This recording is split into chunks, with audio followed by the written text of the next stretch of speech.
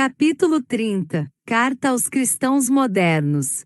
Recorrendo à sabedoria de Paulo em razão de suas memoráveis epístolas que disseminaram e preservaram o pensamento sublime de Jesus na sociedade de seu tempo, e que eram lidas e copiadas com ternura pelos afeiçoados discípulos, é perfeitamente saudável que repitamos a conduta do apóstolo dos gentios ante as dificuldades e os desafios destes modernos dias de cultura e de civilização, embora a impossibilidade de repetir-lhe a sabedoria. Queridas irmãs e queridos irmãos em Cristo, que permanece em vossa mente e em vosso coração a paz que deflui da consciência tranquila como efeito da conduta reta e dos pensamentos dignos. A sociedade odierna vive momentos graves na história do seu processo evolutivo. As incomparáveis conquistas da ciência e da tecnologia, do direito e da ética colocam-na no dantes jamais esperado patamar do progresso, oferecendo-lhe conforto e prazeres nunca antes alcançados, ao mesmo tempo abrindo-lhe horizontes de inconcebíveis possibilidades de conquistas gloriosas em relação ao futuro. Nada obstante, pairam sob os seus céus róseos e transparentes as ameaças do horror e do desespero que lentamente alcançam os seus membros descuidados, atirando-os uns contra os outros e fazendo-os mergulhador no fundo poço das aflições superlativas. As bênçãos da comunicação virtual, por exemplo, ensombram-se com a facilidade com que se difundem o crime, o terror, o despautério, envolvendo crianças, jovens, adultos e idosos nas suas teias perversas e constritoras que os atam à marginalidade. Competindo com a facilidade de ampliar as informações em torno do belo, do bom e do saudável, os enfermos morais utilizam-na para a anarquia, a vulgaridade agressiva, a destruição. Armas e equipamentos que promovem a desgraça encontram-se ao alcance de qualquer pessoa que lhes examine os sites cruéis, ao tempo em que são violados os códigos secretos das criaturas e das instituições que perdem sua identidade, passando a ser exploradas habilmente pelos famigerados hackers. As facilidades para os e-books que promovem a cultura também ensejam a perversão dos costumes, o aumento da pornografia e do erotismo, estimulando com vigor os instintos primários dos seus leitores em detrimento da razão e da consciência ilibada. Os cidadãos, aturdidos com o progresso rápido que não logram assimilar e deter por um momento, são devorados pela ansiedade, atirando-se à drogadição, ao sexo vulgarizado, ao alcoolismo destruidor em mecanismos de autodestruição, por não suportarem as pressões que os esmagam de todos os lados. A violência de todo o matiz, especialmente o furto e o roubo, a agressão e o homicídio com requinte de crueldade atemorizam, transformando as ruas e avenidas elegantes do mundo em antros de perdição e de vandalismo. Os esportes, à semelhança do passado em Roma, divertem as massas, enriquecem os novos gladiadores e os seus patrões, divertem e geram fanáticos temíveis e destruidores. Cansados da bajulação que lhes chega e do excesso que passa a dominar, esses jovens desestruturados psicologicamente, explorados pelos mafiosos de todos os tipos, tombam nas armadilhas dos profissionais do sexo vil, de administradores corruptos dos seus bens sendo usados, e quando diminuem as performances são excruciados e atirados ao obscurantismo, caso eles próprios não se hajam desgastado física, moral, emocionalmente e psiquicamente. A história das civilizações do passado, suas grandezas e misérias, seus poderes de um momento e sua decadência logo depois, não serviu de lição para os novos Césares e governantes arbitrários, que continuam ameaçando de aniquilamento o mundo com as suas armas de altíssimo poder destrutivo. Promove-se democracia com a força dos exércitos, disfarçando ou tentando dissimular os interesses esconsos que tais guerras objetivam.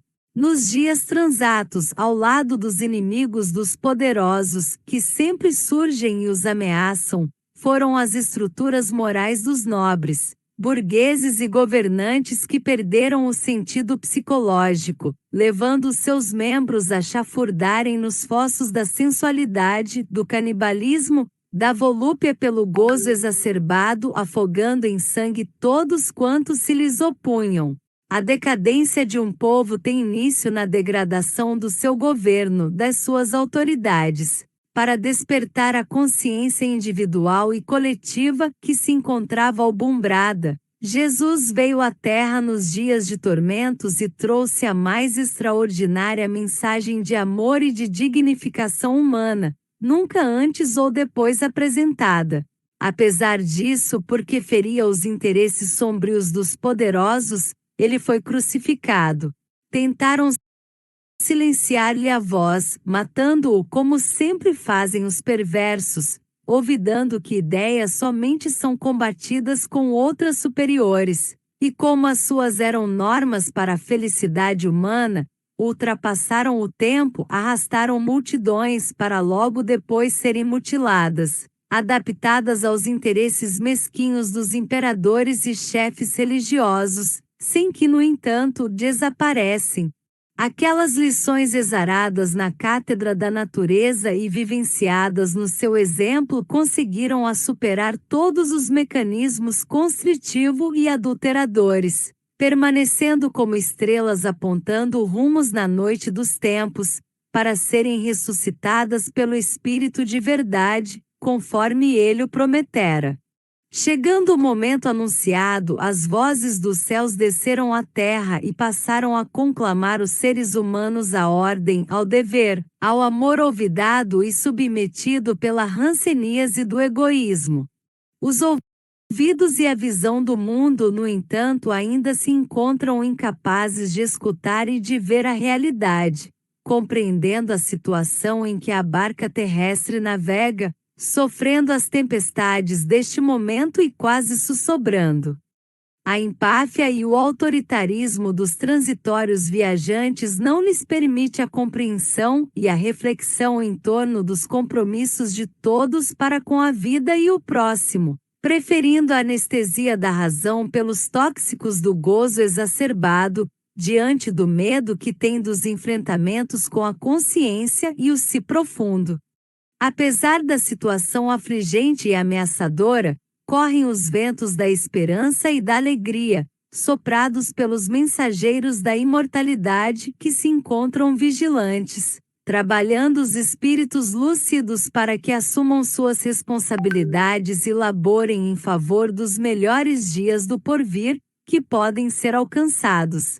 Cabe aos cristãos novos proceder de maneira compatível com os ensinamentos do Mestre de Nazaré, revividos e atualizados pelos embaixadores espirituais, de forma que a dor e o desespero fujam por fim, envergonhados da terra, cedendo lugar à alegria e à felicidade que estão reservadas para todos os servidores do bem.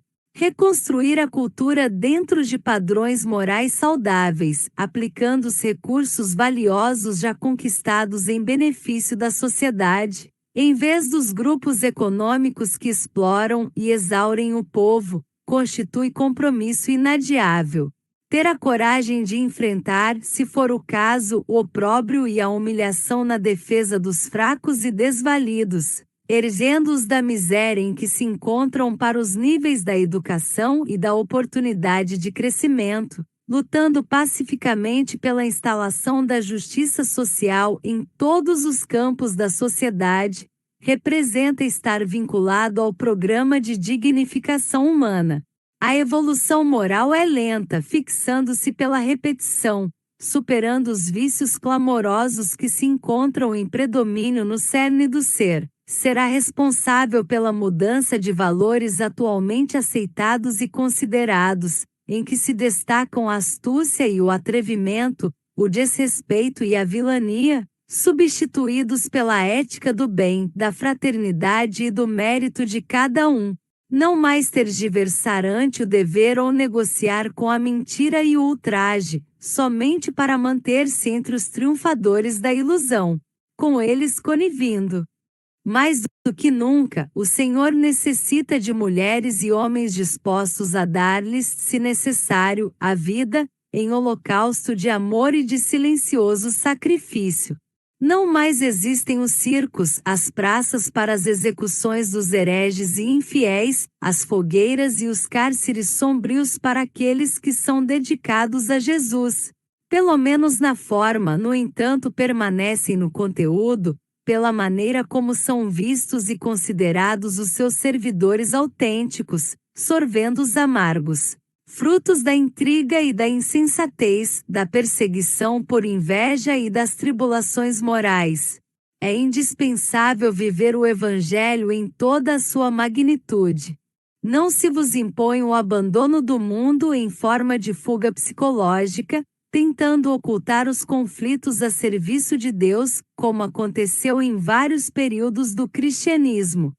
Deve-se viver com normalidade, enfrentar as situações difíceis com honradez, permanecendo vinculados a Jesus em todos os momentos. Quando não se age dessa forma e abraçar-se-lhe a doutrina, certamente é o que dela fizeram os seres humanos, não o que foi ensinado por Jesus. No ardor dos testemunhos e das provações, é indispensável manter-se a alegria de viver, demonstrando que o tributo da justiça aos que são aplicados e ricos de amor é a paz da consciência que se enfloresce de júbilos. Desse modo, cultivai as expressões simples da existência, a generosidade para com todos e para com a natureza, mantendo-vos igualmente modestos, desativados, sem a complexidades que perturbam a essência do ser espiritual. Desenvolvei a solidariedade entre todos, especialmente com os membros da Grey Espírita, onde desenvolveis os sentimentos e vos habilitais para a luta renovadora. Evitais o ressentimento e o melindre, a maledicência e a inveja, porque todos eles corrompem o coração e entorpecem o discernimento, embriagando o ser com os tóxicos do egoísmo exacerbado. Sede afáveis, gerando simpatia sem afetação e ternura sem peguismo onde quer que vos encontreis. Quem conhece Jesus conforme desvelado pelo Espiritismo, lentamente torna-se-lhe um verdadeiro êmulo, qual sucedeu ao pobrezinho de Assis. E em todas as circunstâncias que vos encontreis, cantai hosanas ao Senhor pelos vossos atos. O século é perverso e não tem sentimentos, portanto indiferente a tudo quanto vos aconteça. Aí estão as indústrias do divertimento, da banalidade, da insensatez, da exploração de todo o gênero, arrastando os incautos e levando-os de roldão no rumo do abismo da frustração. Tende tento e esparzi a luz da verdade. Sede fiéis ao compromisso assumido desde antes do berço e levai-o adiante em hinos de louvor e de ação como nos primeiros dias do martirológio que ficaram no passado.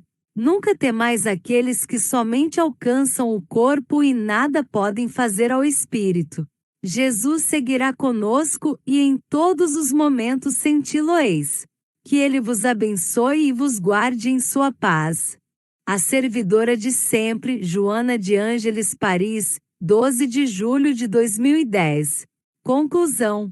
Evitai o ressentimento e o melindre, a maledicência e a inveja, porque todos eles corrompem o coração e entorpecem o discernimento, embriagando o ser com os tóxicos do egoísmo exacerbado.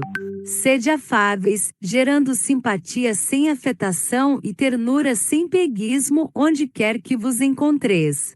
Glossário, epístola, cada uma das cartas ou lições dos apóstolos dirigidas às primeiras comunidades cristãs. Apóstolos dos gentios, Paulo de Tarso.